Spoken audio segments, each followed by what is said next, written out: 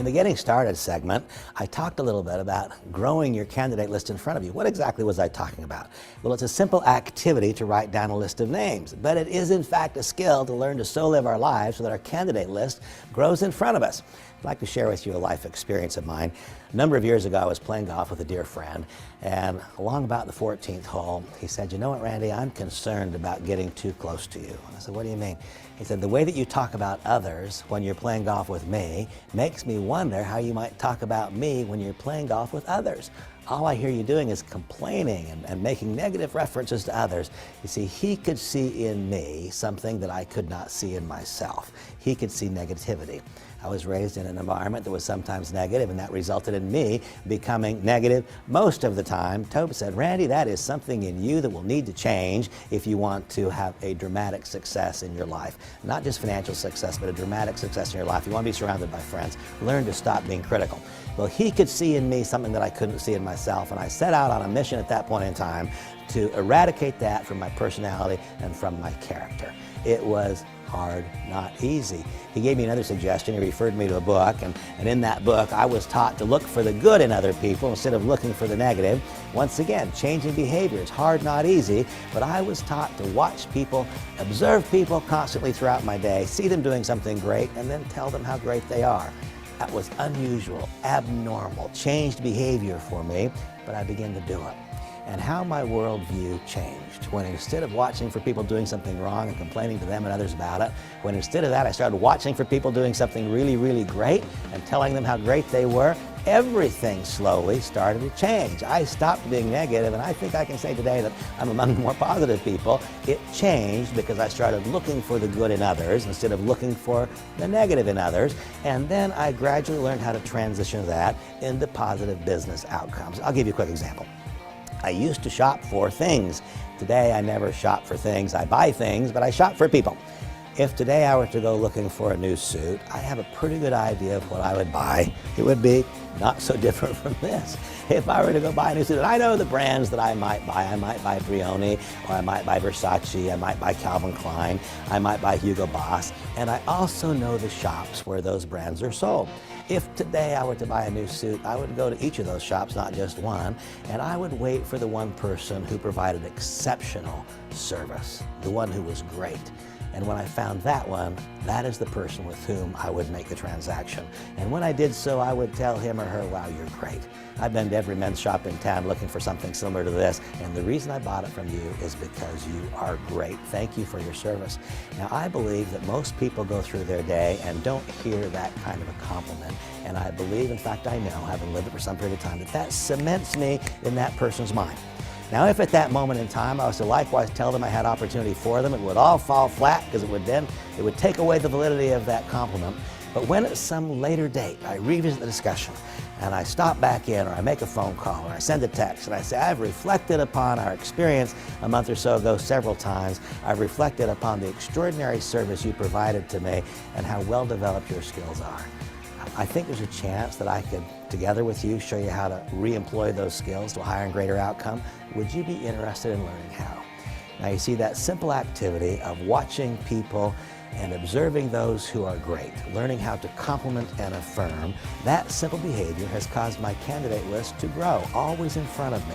It's never run out. That extends over my entire life, not the one simple example of buying a new suit.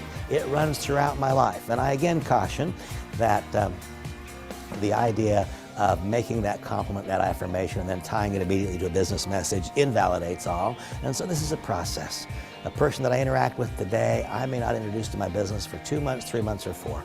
Certainly there are multiple other ways to grow our candidate list. Another quick one that I like, a number of years ago, I moved to Salt Lake City. And when I moved there, I wanted to build a business, and I had no circle of influence there. And I thought, well, I can do this the hard way. The hard way would be to cold call. The hard way would be all these, I could do pay-per-clicks, and all that thing would be tough. Or I could just do things that I like to do. And what's an example of that? Well, I could, as it works out, I love bowling. And I'm probably no good anymore because I haven't done it for a long time, but I once wasn't so bad.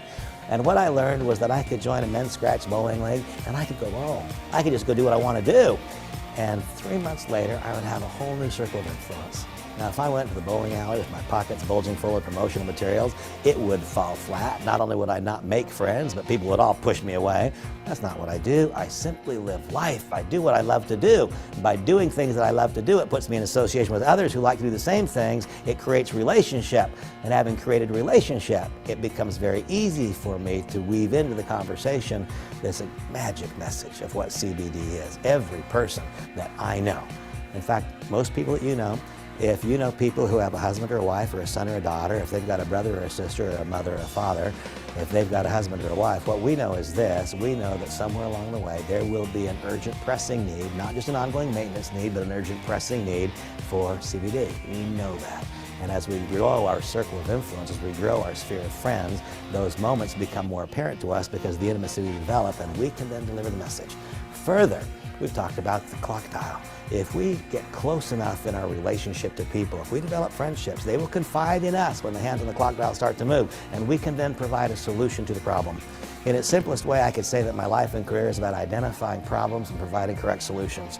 The way that we choose to live our lives grants us greater insight into many other people's lives and then makes possible this information delivery. That's the way that we grow a candidate list in front of us. What do you like to do?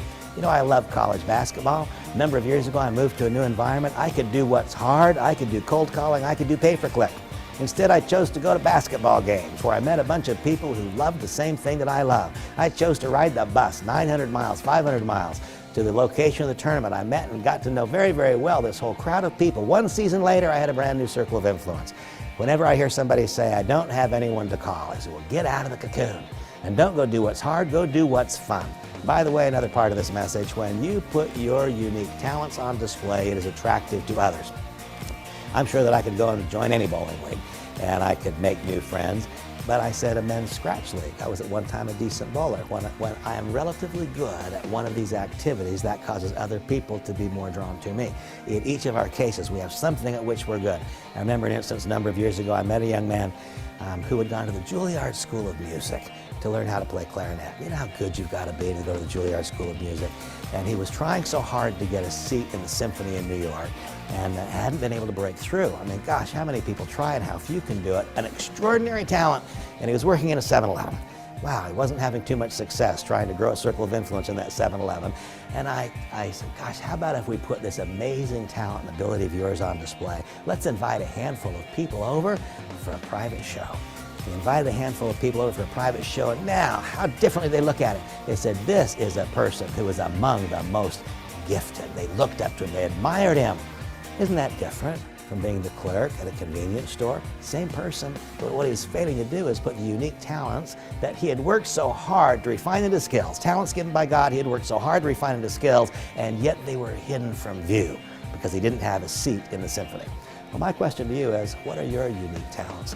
What are the things you love to do that for some reason you're not doing now?